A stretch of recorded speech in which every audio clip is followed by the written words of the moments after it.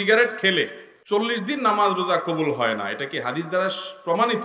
ধূমপানকারীর মুখ থেকে যে দুর্গন্ধ হয়, ধূমপানকারী নিজে যারা আছেন, আমি মাঝে মধ্যে বলি ভাই, নর্দমার কাছে ড্রেনের কাছে গিয়ে একটু ড্রেনের গন্ধটা শুকে এরপর নিজের মুখের গন্ধটা শুকে দেখেন যে ওইটার চাইতে আপনার মুখের গন্ধ মারাত্মক।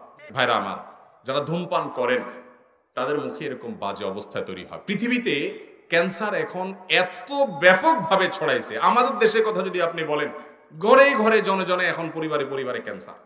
এবং ক্যান্সারের অন্যতম বড় কারণ হলো এই ধূমপান এবং জর্দা।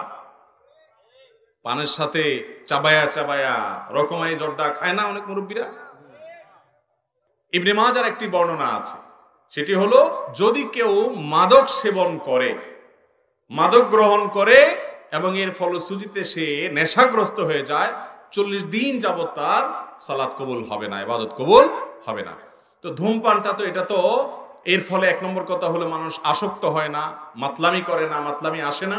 দ্বিতীয় কথা হলো যে ধূমপান এমনিতে নাজায়েজ এবং গুনাহের কথা, সেটা নিয়ে কোনো সন্দেহ নাই, কিন্তু এটা এরকম না যে এটাকে মাদকের মধ্যে ফেলা যায় এবং এর কারণে আসকারা হাদিসে আসছে, শুধুমাত্র শারিবাল খামার না, মানে শারিবাল খামার বা আসকারা, পদ পান করলো এবং নেশাগ্রস্ত হয়ে গেল, তার 40 দিন ইবাদত কবুল হবে না। অতএব ধূমপানকারীর জন্য এটা প্রযোজ্য না, কিন্তু এর মানে এই না যে ধূমপান করা জায়েজ কাজ বা গুনাহ হবে না, এটাও অবশ্যই না জায়েজ এবং গুনাহের কথা, নোংরা একটা জিনিস এই ধূমপান, বিষপান।